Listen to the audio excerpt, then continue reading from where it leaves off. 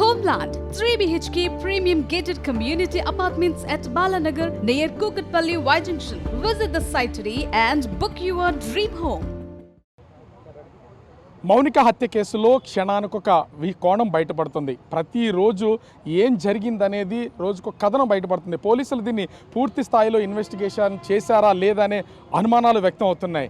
కళ్ళ ముందే రోజులన్నీ కూడా కరిగిపోతున్నటువంటిది అయితే ఉంది. ఈ వేళకి అంటే 29వ తేదీన హత్యకు గురైనటువంటి మౌనిక ఈ రోజుకి 11 రోజులు మనం చూస్తున్నాం కదా. తల్లిదండ్రుల రోదన వేదన మాటల్లో చెప్పలేం. ఎందుకు అంటే ఈవేళ ఒక్కరోజే కాదు, ఏదో మీడియా వాళ్ళు ఉన్నారనో లేకపోతే బంధువులు చుట్టాలు వస్తున్నారనో బాధపడాలనో కాదు. మనం ఒక్కసారి కనుక మౌనిక ఫోటో చూస్తే పెళ్లి చేసి నిండు ముత్తైదులాగా చాలా అందంగా అలంకరించి పెళ్లి కొడుక్కి వాళ్ళ బంధువులకి అప్పగించాల్సినటువంటి మౌనికని ఈవేళ శవాన్ని అంటే ఆమె చనిపోయిన తర్వాత ఒక ఫోటోకి దండేసి అందంగా అలంకరించినటువంటి ఘటన ఇక్కడ చూస్తుంటే ప్రతి ఒక్కరికి కన్నీళ్లు రప్పించేటటువంటి సంఘటన అనే చెప్పాలి.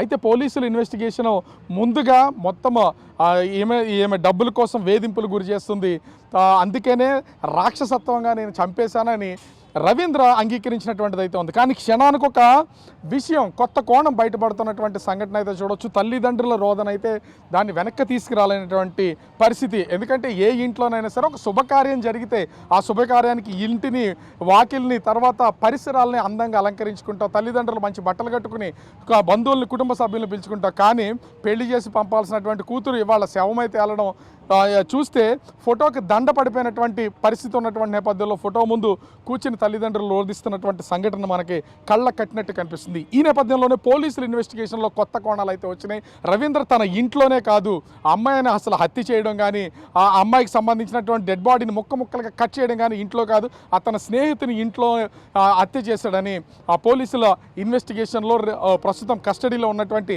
రవీంద్ర మరొక విషయాన్ని బయటపెట్టినటువంటి పరిస్థితి కనిపిస్తుంది. ముఖ్యంగా చూస్తే ఈ ఫస్ట్ నుంచి కూడా బిగ్ టీవీ ఈ హత్య వెనక వేరొక చోట జరిగి ఉండొచ్చు. ఎందుకంటే దానికి సంబంధించినటువంటి ఎలాంటి ఆనవాళ్ళు రవీంద్ర ఇంట్లో లేవు. ఖచ్చితంగా ఈ హత్య అనేది ఇక్కడ జరిగి ఉండకపోవచ్చు అని బిగ్ టీవీ మొదటి నుంచి చెప్తూనే వస్తుంది. అనుకున్న విధంగానే ఇప్పుడు సంఘటన జరిగినటువంటిది అయితే ఉంది. ప్రస్తుతం రవీంద్ర స్నేహితుడి ఇంట్లో ఆ మౌనికను హత్య చేసి ఒక ట్రాలీ సూట్ కేసులో డెడ్ బాడీని తీసుకుని వచ్చి అతని ఇంట్లో ముక్కలుగా నరికాని మరొక వాంగ్మూలం ఇచ్చినటువంటిది అయితే ఉంది. అంటే ఈ స్టేట్మెంట్స్లో అసలు ఏది నిజం ఏది అబద్ధం అనేది అర్థం కానటువంటి పరిస్థితి అయితే కనిపిస్తున్నటువంటిది అయితే మనము విజువల్లో కూడా చూడొచ్చు. ఎందుకంటే తల్లిదండ్రులు రోధిస్తున్నటువంటి ఈ రోదన ఈ బాధ మాటల్లో వర్ణించలేనటువంటిది మనం చూడొచ్చు. అసలు ఒకసారి తల్లిని అడుగుదాం.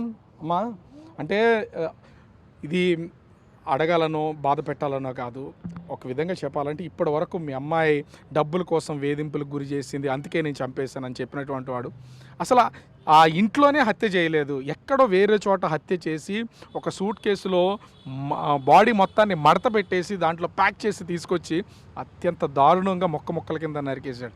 బహుశా అన్నీ అనుకూలిస్తే ఈ నెల వచ్చే నెల పై నెల పెళ్లి చేసి నిండు ముత్తైదులాగా పంపించాల్సి మీ కూతురి వాళ్ళ చూస్తున్నాం కదా ఫోటోలో ఇట్లాగా ఉన్నటువంటిది. అసలు పోలీసుల ఇన్వెస్టిగేషన్ కూడా సవ్యంగా జరుగుతుంది అనుకుంటున్నారు? అసలు జరగలేదండి.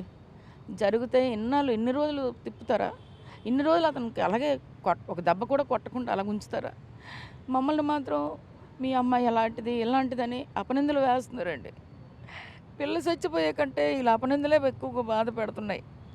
పిల్లకి రోజుకొక కథ అల్లుతున్నారు. ఈవేళ మా పాప తప్పు కాదు, ఆ రవీంద్రది తప్పు. ఎక్కడో చంపేసి ఎక్కడికో తీసుకెళ్ళి ఏవేవో ముక్కలు చేసి వాడు ఒక్కడే కాదండి, వాడితోటి ఇంకా ఎవరో ఉన్నారు. ఆ ఎవరో వీళ్ళు తీయాలి కదండి. వీళ్ళు తీయకుండా వీళ్ళు ఏం చేస్తున్నారు సార్? 11 రోజుల నుంచి ఇదే కన్నీళ్ళు. ఇలా ఒకసారి మీ కూతురుని చూస్తున్నారు కదా, నిండు ముత్తైదులాగా పెళ్ళికి రెడీ అయినటువంటి పెళ్లి కూతురులాగా కనిపిస్తుంది నా కంటికైతే. అవును సార్, అది నిజమే, ఆ మాట నిజమే సార్. పెళ్ళికి సిద్ధపడ్డ పిల్లలాగా ఉన్నదండి. పెళ్ళి చేయాలి సంబంధం చూస్తున్నా అన్న ఆ పిల్లకి ఇలాగ అయిపోయింది. ఇంతలో ఈ ఘోరం జరిగింది.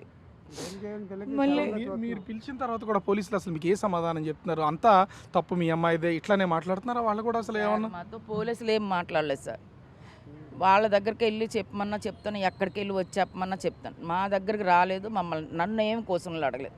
మీరు మీడియా వాళ్ళే నాకు ప్రశ్నలు వేస్తున్నారు. మా గురించి మంచి చెడు రాస్తున్నారు, చెప్తున్నారు. వాళ్ళు పోలీసులు మమ్మల్ని ఏం అడగలేదండి. అసలు మీకు న్యాయం జరుగుతుందని అనుకుంటున్నారా? ఏదో నేను లొంగిపోయాడు కాబట్టి అతను అరెస్ట్ చేసాం, జైల్లో పెట్టేసాం అని పోలీసులు కూడా చేతులు దులిపేసుకుంటున్నారా? దీని వెనక ఇంకెవరు ఉండొచ్చా? దీని వెనక ఎవరో ఉండొచ్చు సార్. ఎందుకంటే మాకు వచ్చి ప్రశ్నలు వేయలేదు, మా వీధికి వచ్చి ఎంక్వైరీ చేయలేదు సార్. మీరు మీడియా వాళ్ళు వచ్చారు కానీ వాళ్ళు రాలేదు. మా గురించి ఎంక్వైరీ చేయడం కానీ మమ్మల్ని క్వశ్చన్లు వేయడం కానీ ఏమీ చేయలేదు. ఈ కేసు వెనుక ఏదో జరుగుతుంది సార్. మాకు న్యాయం జరుగుతుందన్న నమ్మకం లేదు సార్. మేము ఇదే చెప్తున్నాం సార్, మా పిల్లకి న్యాయం జరగాలండి. నా బిడ్డకి అయిపోగానే నా హెల్త్ పాడైపోయిందండి. కొద్దిగా బాగుండేది కాదు, ఇప్పుడు పూర్తిగా పాడైపోయింది. ఇమీడియట్గా హాస్పిటల్లో జాయిన్ చేసుకోండి. ప్రతిరోజు చెంగుమంటూ మీ ఇంట్లో తిరిగేది కదా, అటు ఇటు తిరుగుతూ రోజు రెడీ అవుతూ రోజుకు ఒక రకంగా, ఎందుకంటే ఈవెంట్స్ కూడా చేస్తూ ఉంటుంది. అట్లా రోజు ప్రతి డ్రెస్లోనూ మీ అమ్మాయి దిగిన ప్రతి ఫోటోలోనూ చాలా అందంగా కనిపిస్తూ ఉంది, అందంగా రెడీ అయ్యి వెళ్తుంది. అలా చూసిన కూతురు 11 రోజుల నుంచి మీ ఇంట్లో ఎక్కడ కనిపించట్లేదు. మాయమైపోయిందండి, మాయమైపోయింది పిల్ల. ఇంకా తిరగరాని రోగాలకి వెళ్ళిపోయిందండి. ఎప్పుడు వస్తుందని కళ్ళు కాయలు కాసి చూసినా కూడా రాదండి. ఇంకా అలాంటి పిల్ల రాదండి. మగపిల్లల కష్టజీవి, వాళ్ళ నాన్న అంటే ఎక్కువ ఇష్టం అండి. వాళ్ళ నాన్న నాకంటే వాళ్ళ నాన్న అంటే ఎక్కువ ఇష్టం. అలాంటిది ఆ పిల్ల ఎలా గీంచుకొని ఏడ్చిందో చనిపోయినప్పుడు. పెళ్లి చేసి అందించిన పిల్లకి తిరిగి అయ్యా ఏం చెప్తామయ్యా, మా పాపని పెళ్లి చేయవలసి పంపించవలసిన పిల్లలకి మేము తలగొర పెట్టవలసి ఆ విషయం మాకు తలగొర పెట్టవలసిన పిల్ల ఇలాగ మాకు జరుగుతుందని ఏ ఆడపిల్లకి జరగకూడదు అయ్యా. ఇక వాడికి పూర్తి ఇంకా పూర్తి ఎంక్వైరీ చేసి ఎవరెవరు ఉన్నారో వాళ్ళు అనే కదా, ఎంత పెద్దలు ఎంత ఉన్నారో వాళ్ళందరినీ తీసి పూర్తి స్థాయి ఎంక్వైరీ చేసి జ్యుడిషియల్ ఎంక్వైరీ పెట్టి చట్టరీత్యా న్యాయం చేయండి. మరొక ఆడపిల్లకి ఇదే విషయం జరగకూడదు. అంటే ఇక్కడ ఒకటి చాలామంది ఇప్పుడిప్పుడే ఇంటికైతే ఈ కుటుంబానికి సంబంధించినటువంటి వాళ్ళు పరామర్శించడంతో పాటుగా అటు ప్రజా సంఘాలు, న్యాయవాదులు అయితే ఈ కేసు మీద పోరాటం చేస్తున్నటువంటి వాళ్ళు వస్తున్నారు. న్యాయవాది లక్ష్మి గారు ఉన్నారు. అంటే క్షణానికి అంటే కేసు ఇన్వెస్టిగేషన్లో ఖచ్చితంగా ఛార్జ్ షీట్లు వేస్తూ ఉంటారు, కేసు ఇన్వెస్టిగేషన్, రిమాండ్ రిపోర్ట్ రకరకాలు చేస్తూ ఉంటారు. ఆల్రెడీ పోలీసులు ఒక రకమైనటువంటి రిమాండ్ జడ్జి ముందు ప్రవేశపెట్టారు. ఇప్పుడు కస్టడీకి తీసుకుని మరొక రిమాండ్ రిపోర్ట్ రెడీ చేస్తున్నారు. కరెక్ట్ వేలోనే వెళ్తుంది అనుకోవాలా ఈ కేసుకి సంబంధించి? మొదటి నుంచి కూడా మేము చెప్తుంది వాళ్ళ దర్యాప్తులో ప్రొసీజర్ ఆస్పెక్ట్స్ ఏం పాటించలేదని, సాక్ష్యాధారాన్ని సేకరించలేదని. ఎందుకంటే తన మీద సెక్సువల్ అఫెన్స్ జరిగిందేమో అని చెప్పేసి ఆ విధమైన కోణంతో మీరు ఏమైనా ఎంక్వైరీ చేశారా? సాక్ష్యాలు మాఫీ కాకుండా ఉండడానికి సాక్ష్యాధారాలు తానే టైం గడిచే కొద్ది కూడా కొన్ని మాయమైపోతాయి. కాబట్టి అట్లాంటి బట్టలు ప్రిజర్వ్ చేయడం కానీ, ఆ అమ్మాయి మీద ఏమైనా స్టెయిన్స్ ఉన్నాయో కానీ ఇట్లాంటివన్నీ తీసుకున్నారా అని చెప్తే అలాంటి ఏమి తీసుకోలేదని చెప్పేసి ఒక పక్క సిపి గారు వాళ్ళ అధికారులకు చెప్పారు. కానీ ఏసీపీ గారు మాత్రం అలాంటిది ఏమి జరగలేదండి అని చెప్పేసి ఆయన తోసిపుచ్చేశారు. ఇన్వెస్టిగేషనే పూర్తి కాకుండా ఏ విధంగా చెప్తారు? అసలు ప్రాథమిక నిర్ధారణలో సీన్ ఆఫ్ ఎఫెన్స్ని చూస్తే ఇలా కనపడద్దని చెప్తాం, కానీ కనపడని చెప్పగలరు, కానీ ఇంటర్నల్గా ఏది బయటపడే అవకాశం ఉంటుంది కదా, లేకుండా ఎలా స్టేట్మెంట్ ఇస్తున్నారు అనుకో. అంటే ఒక మొత్తం కూడా ఫోరెన్సిక్ ల్యాబ్కి పంపాల్సి ఉంటుంది. అనేక నిపుణుల కమిటీ చేత నిర్ధారించబడాల్సిన విషయాలని ముందుగానే ఏ దర్యాప్తు అధికారు అలాంటి ఏమీ జరగలేదని చెప్పడం, ఆయన ఒక చాలా ఫస్టే చెప్పాం మనం, బేసిక్గా అతను ఏం నేరస్తుడు కాదని చెప్పడం, ఇలాంటివన్నీ కూడా అనేక విషయాలన్నింటినీ కూడా ఏదో గొడవలో ఘర్షణలు ఏదో జరిగిందని చెప్పడం, ఇవన్నీ కూడా ఆ కథ వినిపించారు. అన్నిటికంటే ముఖ్యం ఏంటంటే ఆ కథ అయిపోయినాక ఇప్పుడు వినిపిస్తున్నారు కదండి కొత్త కథ. ఈ కొత్త కథ ప్రకారం ఏమిటి, నేరము అక్కడ కాదు వేరే చోట నేరం అంటే చంపడం జరిగింది, అక్కడ నుంచి బాడీని తీసుకొచ్చి ఇప్పుడున్న అపార్ట్మెంట్లో ముక్కలుగా నరికాడు అని ఇప్పుడు కొత్త కథ ఏదైతే చెప్తున్నారో దీనికి కూడా ఈ కథకు కూడా కాలులో తలా తోకలేదు. ఎందుకనంటే ఆ అపార్ట్మెంట్ దగ్గర నుంచి చంపేసిన అపార్ట్మెంట్ దగ్గర నుంచి ఇళ్ళ దగ్గర నుంచి ఈ అపార్ట్మెంట్ తీసుకురావడానికి ఎలా తీసుకొచ్చాడు అంటే ఒక బ్యాగులో కుక్కేసి తీసుకొస్తే బ్యాగ్ కుక్కడానికి పనికొచ్చే బ్యాగ్ లాగే ఉందా, లేదా అక్కడ తీసుకొచ్చేటప్పుడు ఏదైనా సీసీ సంబంధించిన ఫుటేజ్లో దాన్ని ఎస్టాబ్లిష్ చేస్తారా? మొదటి నుంచి మేము అడుగుతుంది ఏంటంటే కేసుకు సంబంధించిన వివరాలు చాలా వరకు బయటపడిపోయినాయి, ఇన్వెస్టిగేషన్లో చాలా విషయాలు బయటకు వస్తున్నాయి. మరి ఎందుకు పోలీసులు సీసీ ఫుటేజ్ కానీ ఇట్లాంటి వివరాలని ఎందుకు బయట పెట్టట్లేదు అనుకో? నేరస్తులని కాపాడే ఉద్దేశం లేకపోతే కనుక ఇలాంటిగా ఉద్దేశపూర్వకంగా ప్రవర్తించారండి. దర్యాప్తు అధికారి యొక్క గ్యాప్స్ అంటామా లేకపోతే తెలియనితనమేమి కాదు, అంతా తెలిసి ఉద్దేశపూర్వకంగా వైట్ పేపర్స్ మీద సంతకం పెట్టేటువంటి ఇంటెన్షన్ కాదా అండి? ఆయన మేము అడిగాం 161 స్టేట్మెంట్స్ మీ దగ్గర కట్టారా, మీ దగ్గర స్టేట్మెంట్స్ తీసుకున్నారా అని అడిగితే వాళ్ళ నాన్నగారు చెప్పారు, లేదమ్మా నా దగ్గర నుంచి, అమ్మ దగ్గర నుంచి, మా పాప దగ్గర నుంచి, మా బాబు దగ్గర నుంచి వైట్ పేపర్స్ మీద సంతకాలు తీసుకున్నారు అని చెప్పారు. అదేంటండి, ఒక స్టేట్మెంట్ 161 స్టేట్మెంట్ కట్టేటప్పుడు వాళ్ళు ఆయన చెప్పింది రాసుకోవాలి, నలుగురు చెప్పింది రాసుకున్న తర్వాత అది చదివి వినిపించాలి, అది వాస్తవంగా ఉందో లేదో కనుక్కోమని చెప్పి తర్వాత సంతకం పెట్టించుకోవాలి. అదేమీ లేకుండా వైట్ పేపర్స్ మీద సంతకాలు పెట్టించుకొని వెళ్ళారంటే దాంట్లో ఎవరిని రక్షించే ఉద్దేశం అందులో ఉందని అనుకోవాలి. కాబట్టి ఇదంతా ఉద్దేశపూర్వకంగా నడుస్తుందని అనుకోవాలి. వాళ్ళకు కోపం వచ్చినా, ఈరోజు దర్యాప్తు అధికారులకు కోపం వచ్చినా మేమంతా ఖచ్చితంగానే చేస్తున్నాము, మీరు ఎవరికో ఉద్దేశాలు ఉన్నాయని చెప్తే ఎవరికి ఉద్దేశాలు ఉంటాయండి? ఒక అమ్మాయిని అమానవీయంగా, దుర్మార్గంగా ఆమెను బ్లేమ్ చేస్తూ, ఆమె ఏదో తప్పు పని చేస్తుందని ఆమె బ్లేమ్ చేస్తూ వాళ్ళ క్రూరత్వాన్ని కప్పిపుచ్చుకోవడం కోసం ఇంత అమానవీయంగా, ఇంత హేయంగా, ఇంత పాశవికంగా చేసిన విషయం మీద వాస్తవాలు బయటికి రాకపోతే రేపు ఆడపిల్లలకి సమాజంలో రక్షణ ఎక్కడ ఉంటుంది, ఆడపిల్లలకి సమాజంలో భద్రత ఎక్కడ ఉంటుందని మేము అడుగుతున్నాం. ఇప్పుడు ఈ కొత్త కథ ఏదైతే ఉందో ఈ కొత్త కథను కూడా నమ్మొద్దు. కాబట్టి నిపుణుల కమిటీ నిర్ధారించాలి. కాబట్టి ఉన్నత స్థాయి అధికారులతో దర్యాప్తు జరిపించాలి మేము కోరుకుంటుంది జ్యుడిషియల్ ఎంక్వైరీ జరపాలని. అందుకని మేము అంటుంది జ్యుడిషియల్ ఎంక్వైరీ జరిపి వాస్తవాలు బయట తీసుకొచ్చి ఇందులో ఇంకా నేరస్తులకు సంబంధించి తీసుకున్న పోలీస్ కస్టడీ కూడా ఇంకా టైంని పెంచాలి. నిపుణుల కమిటీతో వాళ్ళ ఎవిడెన్స్ అంతా కోయిన్సైడ్ చేసుకోవాలి. అనేక విషయాలు, అనేక మంది టీమ్స్ అప్పుడే చెప్పారు 5 టీమ్స్ పనిచేశాయని. ఏం చేశారండి 5 టీమ్స్? ఎక్కడ నరికారు ఇప్పుడు నిర్ధారించగలిగారా? ఆయన అక్కడంటే అక్కడ అన్నారు, ఇప్పుడు ఇక్కడంటే ఇక్కడ అంటారు. మరి బ్లడ్ స్టెయిన్స్ ఫోరెన్స్కి ఏమైనా పంపారా? నేను ఎక్కడ నరికారు అని చెప్పారా? నేరస్థలం ఇది కావచ్చు, అది కావచ్చు, ఇంకెక్కడైనా కావచ్చు. నేరస్థలం ఎక్కడ ఉందో నిపుణుల కమిటీ ఏమైనా నిర్ధారించిందా? దర్యాప్తు కమిటీ ఏమైనా నిర్ధారించిందా? ఏమైనా జాగిలాలు తెప్పించారా? ఎక్కడ జరిగిందని చెప్పారా?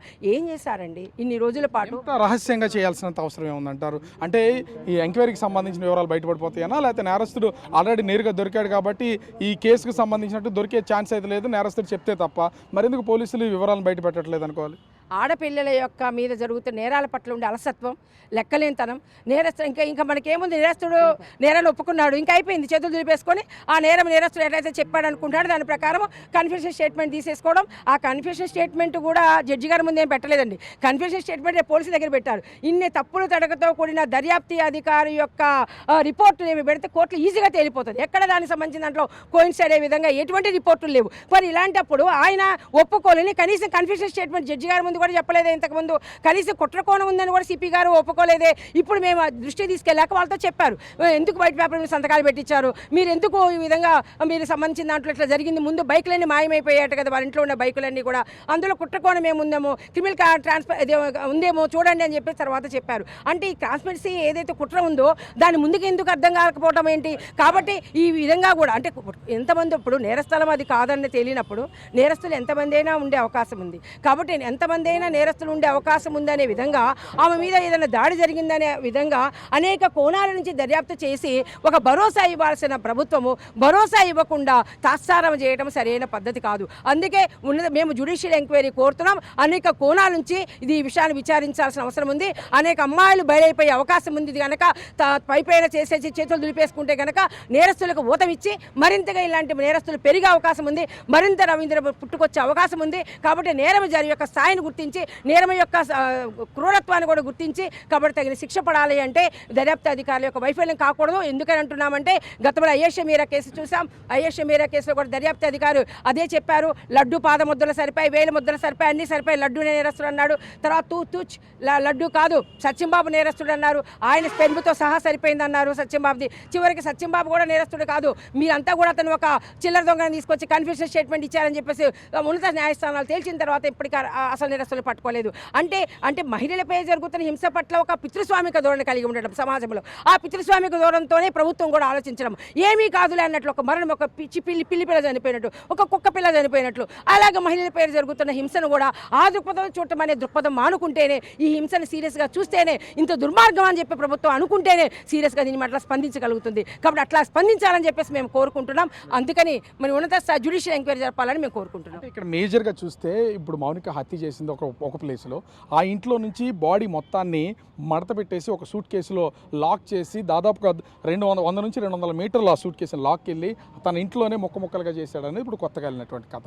అసలు కొత్తగా వెళ్ళిందనుకోవాలా, పోలీసులు ఇచ్చినటువంటి నిజమైన దర్యాప్తులు తేలిందనుకోవాలా, అసలు అతను మెంటల్ నేచర్ ఎలా ఉందనుకోవాలి? అసలు ఇప్పటివరకు రాష్ట్ర హోంమంత్రి స్పందించలేదు, మహిళా కమిషన్ ఎక్కడున్నారో తెలియదు. అంటే చనిపోయింది ఆడపిల్ల కదా, లేకపోతే ఈ రాష్ట్రానికి సంబంధించిన అమ్మాయి కదా, ఎందుకు ఈ విధంగా ప్రభుత్వం రెస్పాండ్ అవ్వట్లేదు అనుకోవాలి? అసలు తీవ్రమైన నేరాల్లో ఏ రకంగా ఇన్వెస్టిగేషన్ చేయాలనేటువంటి ప్రొసీజర్ ఏదైతే ఉందో అది ఫాలో అవ్వని కారణంగా ఏదైతే ఇప్పుడు మనకి ఇక్కడ కంటికి కనిపిస్తుందో అది ఆన్ గ్రౌండ్ కొరాబరేట్ అవ్వలేదనే విషయాన్ని పబ్లిక్గా చెప్పాము, మాట్లాడాము.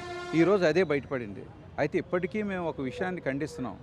రేపు పొద్దున్న ఇది కోర్టుకు వెళ్ళినా కూడా సపరేట్గా ప్రభుత్వం దగ్గర నుంచి కానీ లేకపోతే కోర్టు నుంచి కానీ డైరెక్షన్ తీసుకొని ప్రాసిక్యూషన్ ఎవరైతే చేస్తారో పబ్లిక్ ప్రాసిక్యూటర్ ప్లేస్లోని ఒక ప్రైవేట్ పర్సన్ని కూడా అసిస్టెన్స్ కోసం పెట్టి ప్రాసిక్యూషన్ కూడా చేయిస్తామని చెప్తూ ఇప్పుడు అసలు విషయం చెప్పాల్సింది ఏంటంటే నేరం జరిగిన స్థలం మారింది, అసలు అది కాదని మొదటి నుంచి చెప్తున్నాం.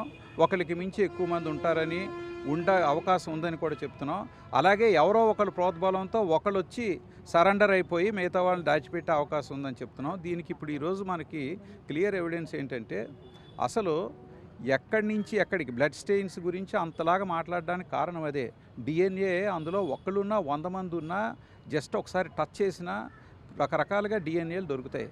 సో ఈరోజు ముఖ్యంగా మనం గమనించవలసింది ఇప్పటి వరకు ఒక కథ చెప్పారు కదండి, ఇప్పుడు ఇది మరో కథ, ఇది నిజం కాదని చెప్తున్నాం. దీని మీద కూడా ఇన్వెస్టిగేషన్ అవుతుంది.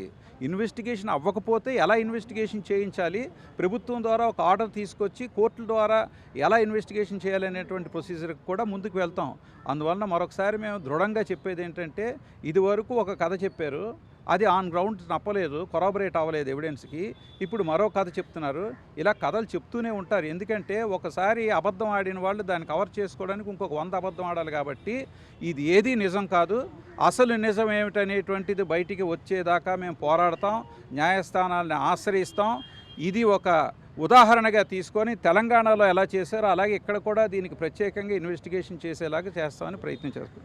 అంటే ఇక్కడ ఓవరాల్గా చూస్తే ఒక పక్క నుంచి మౌనిక హత్య జరిగిన తర్వాత మనం చూస్తున్నాం కదా, కుటుంబ సభ్యులు అదేవిధంగా ప్రజా సంఘాలు న్యాయవాదులకు సంబంధించినటువంటి అందరూ ఒక్కొక్కరుగా వస్తున్నారు. ఇన్ని రోజుల తర్వాత అంటే 11 రోజుల తర్వాత మరొక కొత్త కోణం అయితే బయటపడినటువంటి పరిస్థితి అయితే ఉంది. ఈ నేపథ్యంలో ప్రస్తుతం కేసుకు సంబంధించి ఇన్వెస్టిగేషను నిందితుడు రవీంద్ర పోలీస్ కస్టడీలో ఉన్నాడు. పోలీస్ కస్టడీలో విచారణ అయితే కొనసాగుతుంది. మరి ఇంకా ఎన్ని వివరాలు బయటపడితే అర్థం కానటువంటి పరిస్థితి అయితే ఉంది. తల్లిదండ్రుల చేత తెల్ల కాగితాల మీద సంతకాలు పెట్టుకు తీసుకున్నటువంటి పోలీసులు అసలు అలా ఎందుకు తీసుకున్నారు అనేది అర్థం కావట్లేదు. జ్యుడిషియల్ ఎంక్వైరీ చేసే వరకు కూడా ఈ కేసులో నిజాలు బయటపడే అవకాశం అయితే లేదు. అప్పటి వరకు కూడా మేము ఖచ్చితంగా మౌనిక తల్లిదండ్రులకి హెల్ప్ చేస్తూనే మేము ఈ పోరాటాన్ని ముందుకు కొనసాగిస్తామన్నట్టు న్యాయవాదులు ప్రజా సంఘాలకు సంబంధించినటువంటి నాయకులు చెప్తున్నటువంటి పరిస్థితి అయితే ఉంది. ఓవరాల్గా చూస్తే కేసులో రోజుకు ఒక కొత్త కోణం అయితే బయటపడుతున్నటువంటి పరిస్థితి కనిపిస్తోంది. కెమెరామెన్ రాముతో రాజు, బిగ్ టీవీ, విశాఖపట్నం.